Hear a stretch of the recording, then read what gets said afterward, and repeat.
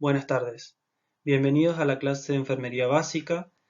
Soy el licenciado Leonardo Rodríguez y voy a desarrollar el tema número 7, que tiene que ver con las consultas de enfermería, los programas de salud y también los sistemas de registro. Bien, para comenzar vamos a desarrollar cuáles son los objetivos de la clase. En primer lugar, analizaremos las modalidades de consultas en la atención de enfermería. Describiremos cuáles son los tipos de consultas disponibles en el desarrollo de nuestra profesión y así como también reconocer los programas de salud vigentes como una herramienta para mejorar las condiciones sanitarias y por último analizar las funciones y los modelos de los registros de salud.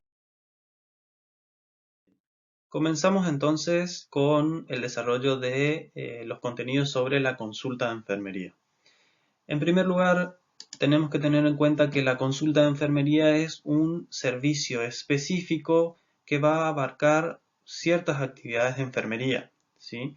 Estas actividades pueden ir desde el control de los signos vitales, la administración de medicamentos o inclusive curaciones de herida, entre otros procedimientos que realizamos como profesionales de enfermería. ¿Cómo vamos a llegar a una consulta de enfermería?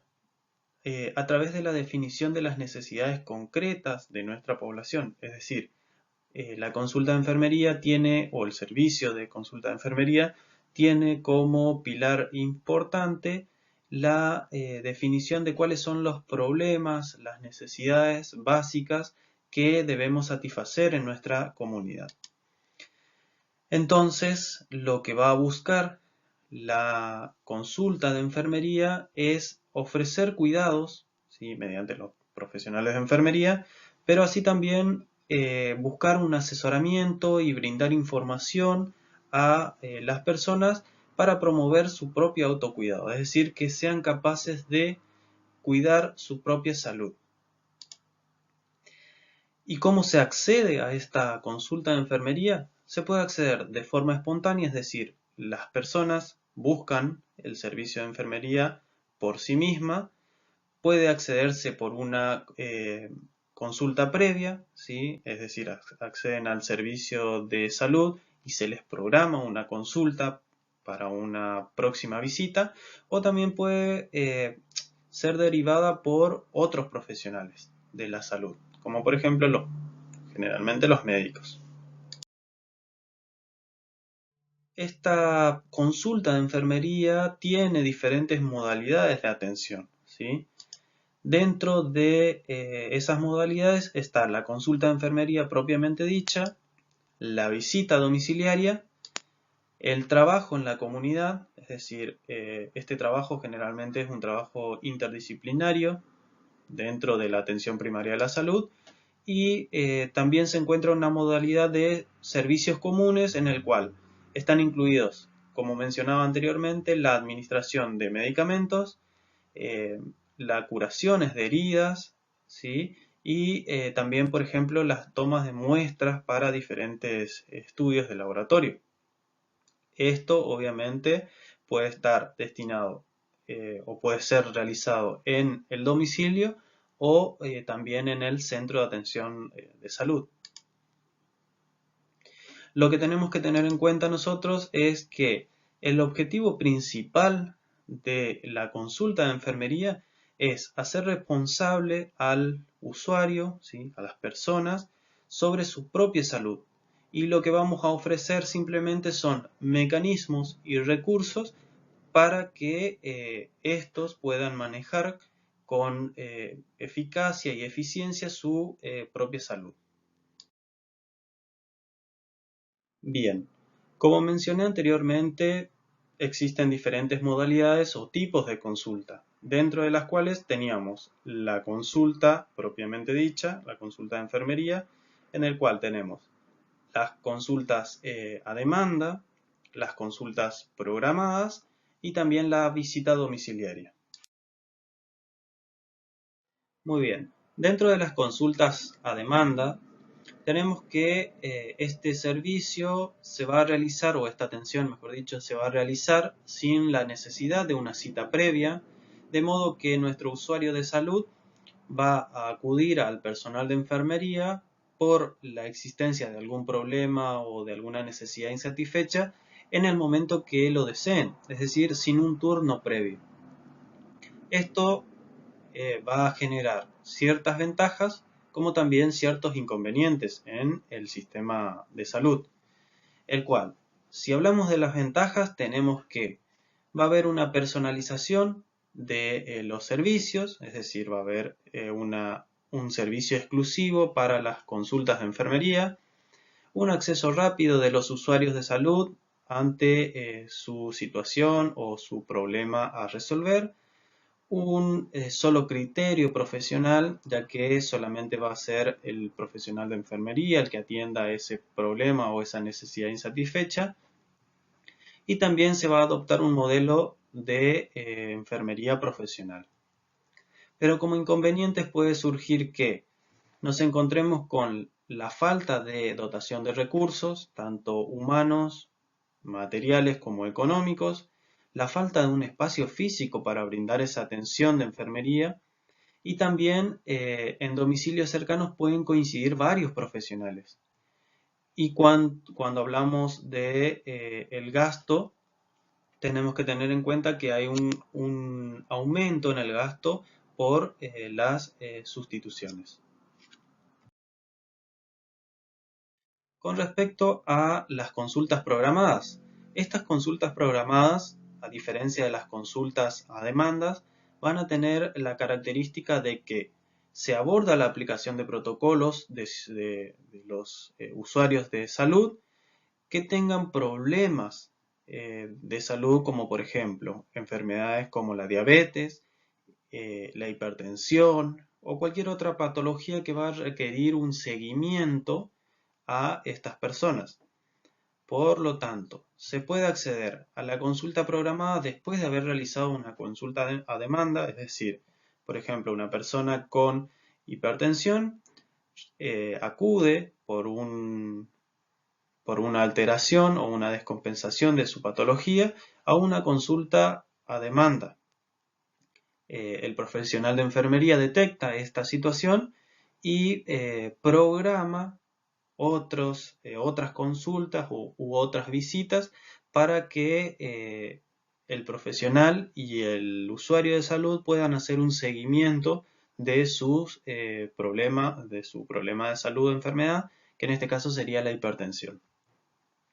Entonces, dentro de las consultas programadas que hayan realizado una consulta a demanda previa, se realizan actividades como repaso de los datos recopilados, determinar la aparición de nuevos problemas o síntomas y también diseño de nuevas pautas de comportamiento para el autocuidado. Por otro lado tenemos las consultas programadas en primera instancia, es decir, cuando el profesional de enfermería es el que programa sin una visita previa. Acá entonces tenemos que aclarar que no ha habido o no ha existido una cita o una consulta a demanda, pero tampoco programadas con antemano, sino que es una primera instancia donde el profesional de enfermería va a tener su primer contacto con los usuarios de salud, con el usuario de salud, y es donde va a empezar a detectar cuáles son los problemas que presenta. Bien, siguiendo con las modalidades de atención, la visita domiciliaria es la tercera modalidad, en el cual el profesional de enfermería va a acudir a la atención de los usuarios de salud en su domicilio, ¿sí? Pero tenemos que tener en cuenta que esta atención domiciliaria o visita domiciliaria debe ser de forma personalizada y solamente exclusiva para personas con problemas de la movilidad, personas inmovilizadas, también personas que estén en una situación terminal de salud, ¿sí? Por X enfermedad, y también aquellas personas que necesiten de la aplicación de un tratamiento bajo una supervisión especial, ¿sí? Y que no puedan acudir al centro de salud. Tengamos en cuenta que la visita domiciliaria es una herramienta de la atención primaria de la salud, ¿sí?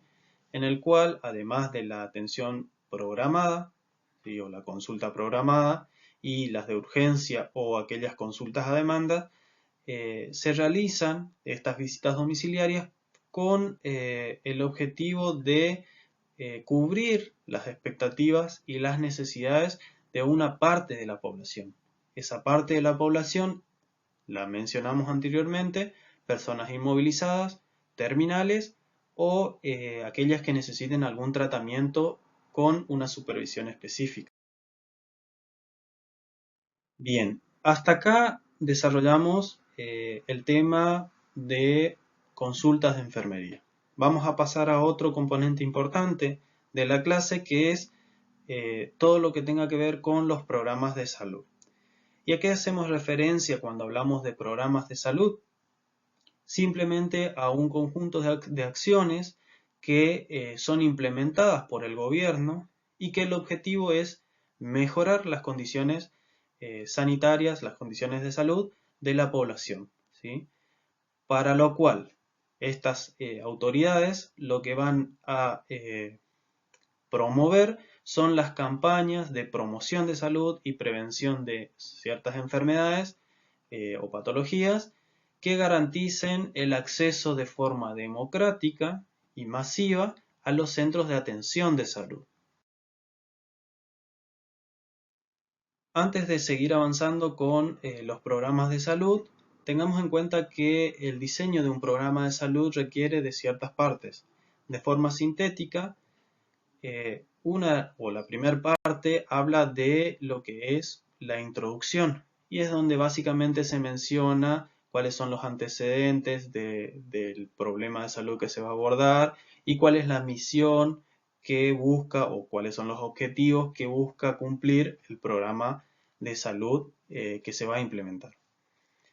En una segunda etapa se hace un diagnóstico de la situación, que simplemente es una síntesis de cómo se encuentra la problemática que se va a abordar y también el escenario actual, es decir, el lugar donde se va a aplicar este programa de salud. Por otro lado, otra instancia es la de la planificación, que es nada más que la programación de las actividades. En esta instancia nosotros tenemos que tener en cuenta puntos importantes como dónde se va a realizar, cómo se va a realizar, con qué, con quiénes, ¿sí? Y cómo. Es decir, todo lo que incluye la programación de acuerdo a los objetivos del programa de salud.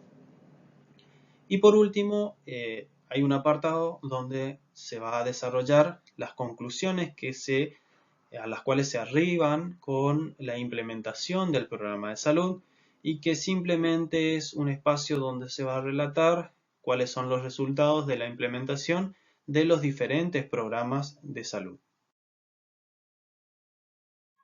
Existen diferentes programas de salud.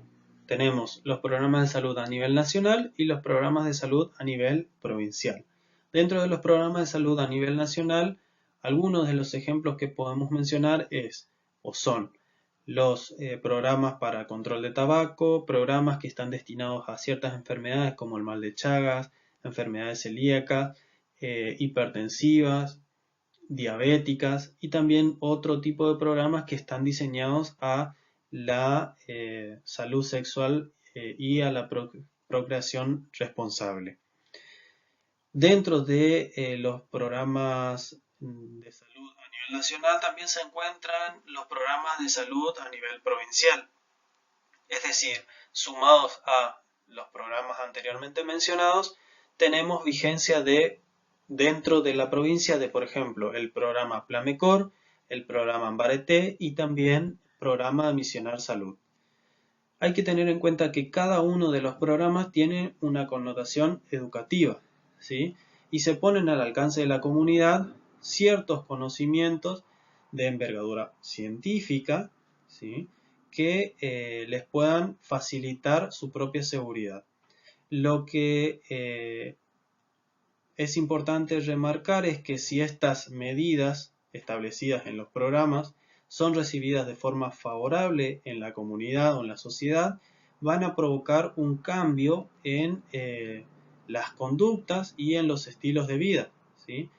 Y de esta manera se pueden prevenir eventos inesperados en cualquier nivel. Otro punto importante es que los programas de salud deben ser diseñados de manera de que represente un cambio dentro de la comunidad y también pueda superar los retos económicos y los cambios sociodemográficos que se van presentando, ¿sí? Tengamos en cuenta que cada uno de los programas representa una inversión económica, está destinada a una población específica, de acuerdo a las características sociodemográficas, y también están enmarcados dentro de un aspecto temporoespacial, es decir, tienen un tiempo para ser aplicados y un lugar. Y esto sin duda que va a poner a prueba a nuestro sistema de salud, ¿sí? La aplicación de cada uno de los programas va a poner a prueba a nuestro sistema de salud. Entonces, para concluir con los programas de salud, dijimos que eran herramientas, ¿sí?, o un conjunto de herramientas que básicamente tienen acciones que van a ser implementadas con el objetivo de mejorar las condiciones sanitarias de una población, de manera que las autoridades promuevan las campañas con un enfoque de promoción de salud y de prevención. Por lo tanto, estos programas de salud tienen una connotación positiva en cuanto a la educación, es decir, se brindan las herramientas necesarias para que la comunidad o la población a la cual está dirigida el programa de salud puedan cambiar sus estilos de vida para cuidar de su propia salud. Es decir, se fomenta también la participación y el autocuidado de la misma población. Bien, pasamos ahora a desarrollar un poco sobre los sistemas de registros en salud. Estos sistemas de registros en salud quieren decir, según Rieser, simplemente un ámbito en el cual se van a almacenar observaciones para informar a terceros, para instruir a estudiantes, para obtener conocimientos, para monitorear la performance y para justificar intervenciones con respecto a los pacientes. ¿Qué quiere decir esto? Es que un sistema de registro es simplemente el lugar o el ámbito donde se van a almacenar toda la información proveniente de los pacientes, de su estado de salud, y los cuales después van a poder ser utilizados no solamente para monitorear la evolución de los pacientes y para justificar las intervenciones que se vayan a realizar, sino también para informar a otros profesionales y instruir a los estudiantes. Bien, dentro de las funciones del registro tenemos asistencia, docencia, investigación, administración y legal. Dentro de la función asistencial, simplemente se registra todo lo actuado o lo acontecido por el equipo de salud en la atención directa con los pacientes. En las funciones del registro en la parte de docencia, toda la información registrada sirve como una fuente de información para el aprendizaje de casos clínicos y la formación de nuevos profesionales. En cuanto a la investigación, simplemente son datos que van a servir luego para la elaboración de análisis y también para estudios de investigación. En cuanto a la parte administrativa, todo lo registrado sirve como un soporte para la facturación de los actos médicos o del equipo de salud. Y en la parte legal, los datos registrados sirven como una constancia de la conducta y la diligencia médica. Dentro de los modelos actuales del registro, vamos a tener en cuenta que, más allá del modelo o del nivel de atención que se lleven a cabo las actividades, todas las historias clínicas tienen un ordenamiento interno, es decir, una forma de redactarse, de acuerdo con la fuente de la cual proviene o provienen los datos. Entonces, de acuerdo a eso, la organización de la información va a ser de acuerdo a los datos provienen de forma cronológica, es decir, de acuerdo a cómo fueron sucediendo en el tiempo. Esos datos están centrados en el paciente, pueden estar orientados al nivel de atención, es decir, nivel primario, nivel secundario. También pueden estar ordenados por fuentes, es decir, quién proporciona los datos, el paciente, la familia, otros profesionales. Pueden estar orientados a problemas, especialidades o a las diferentes patologías que presentan los pacientes. Y esas historias clínicas pueden estar en un formato papel o en un formato electrónico. Ahora bien, ¿cuáles son las diferencias entre uno y otro formato? Son varias. En primer lugar, la legibilidad. La legibilidad en una pantalla o impresa es clara y comprensible, a diferencia de las escritas a mano. Tengamos en cuenta acá como un ejemplo de que muchas veces el profesional de enfermería no comprende la letra de otros profesionales, incluso de sus propios colegas. Entonces, la versión electrónica de las historias clínicas o de los registros serían una buena opción como para que estos documentos sean legibles. La necesidad de capacitación. ¿A qué hace referencia esto? De que para el uso de las historias clínicas electrónicas, no solamente necesito la capacitación del personal para el llenado de las mismas, sino también para una capacitación especial para el manejo de la parte informática. Portabilidad. Las historias clínicas en papel requieren una infraestructura costosa, no se limitan solamente a una computadora de escritorio o una notebook. Hay todo un sistema de conexión detrás que hacen que esta opción sea la más costosa y que por ahí muchos sistemas de salud no pueden soportar. En cuanto a la accesibilidad, tengamos en cuenta que las historias clínicas en versión electrónica, a diferencia de las historias clínicas en papel, permite que varios miembros del equipo de salud puedan acceder conjuntamente desde diferentes lugares físicos. Imagínense ustedes una situación donde una historia clínica en papel deba ser leída por varios profesionales al mismo tiempo. Sería algo imposible, pero con la historia clínica electrónica eso sería posible mientras que los profesionales que van a revisar esa historia clínica o completar esa historia clínica tengan acceso a el sistema de historia clínica electrónica. En cuanto a la disponibilidad, permite la historia clínica electrónica el acceso remoto a la misma en todo momento. Es decir, no necesariamente debo tener la carpeta historia clínica del paciente en un determinado momento del día. Puedo acceder a ella en cualquiera de los 3 turnos. Imagínense ustedes un profesional que esté prestando atención durante el turno mañana, podrá accederlo, durante el turno tarde podrá accederlo y durante el turno noche también podrá accederlo. Eso hace referencia a la disponibilidad. En cuanto a la duplicación, es una característica importante dentro de la historia clínica con el formato electrónico.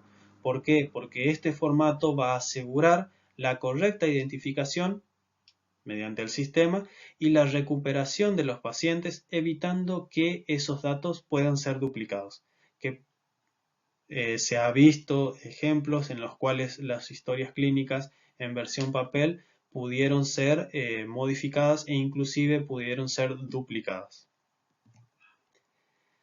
Con respecto al espacio físico para el almacenamiento, las historias clínicas electrónicas pueden almacenar enormes cantidades de datos en pequeños espacios físicos.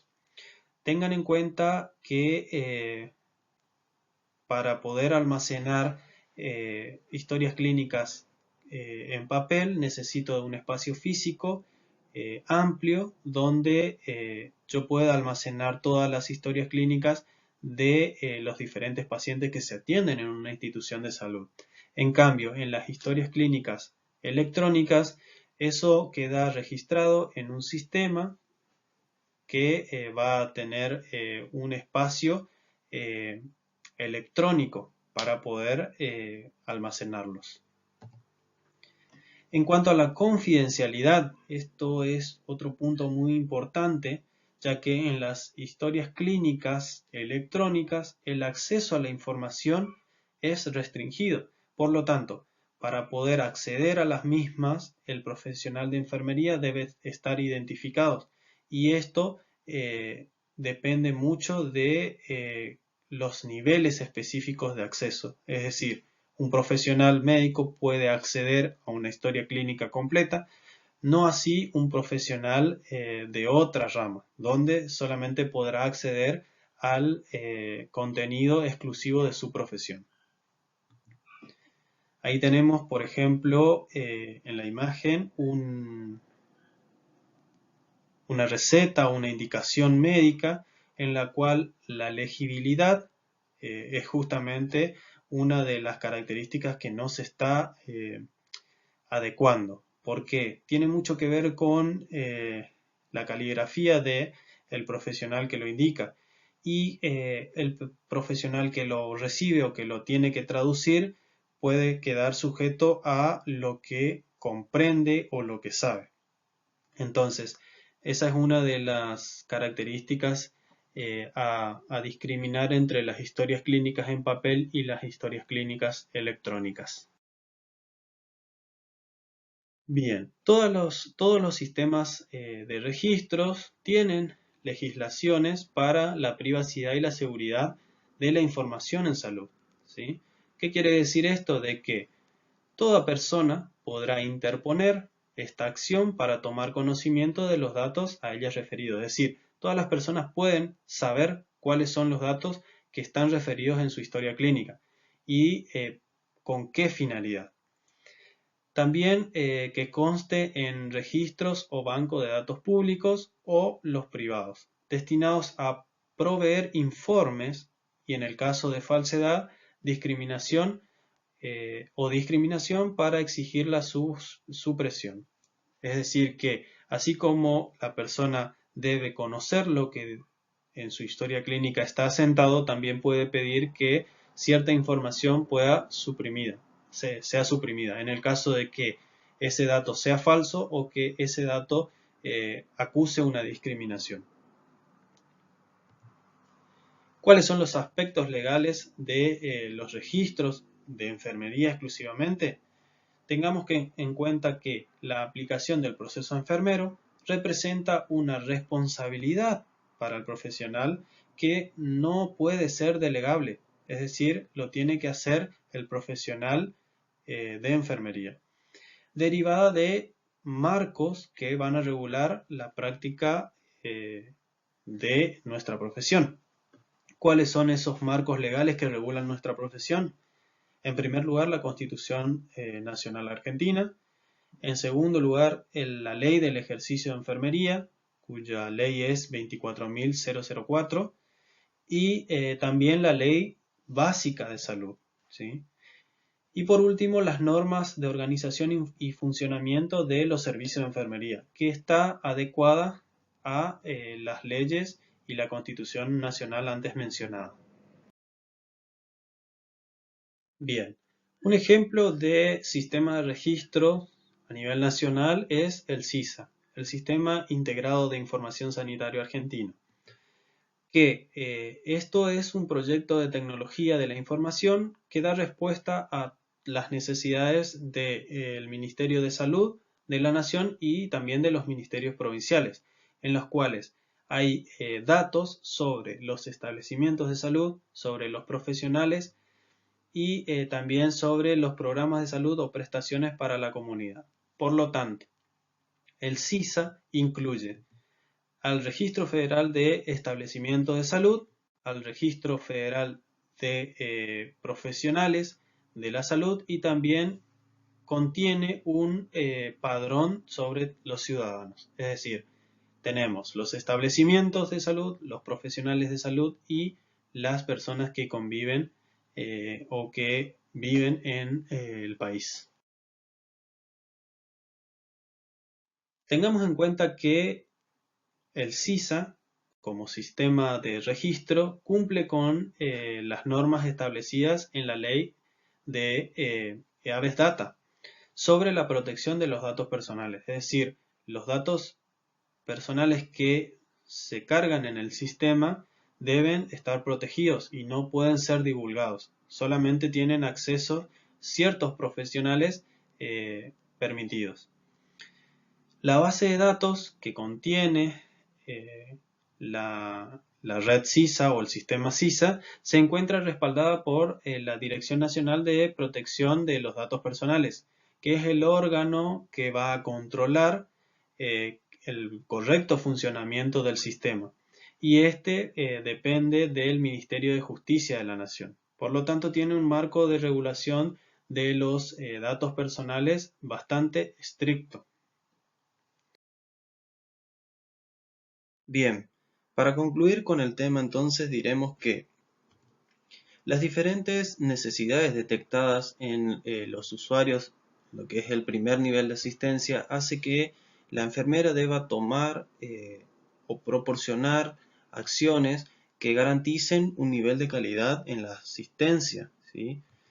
En los últimos años, la atención primaria de salud ha evolucionado hacia una atención más integral, más integrada, lo que lleva a que la relación entre el equipo de salud, o sea, todos los miembros del equipo de salud y el usuario de salud, sea mucho más profunda.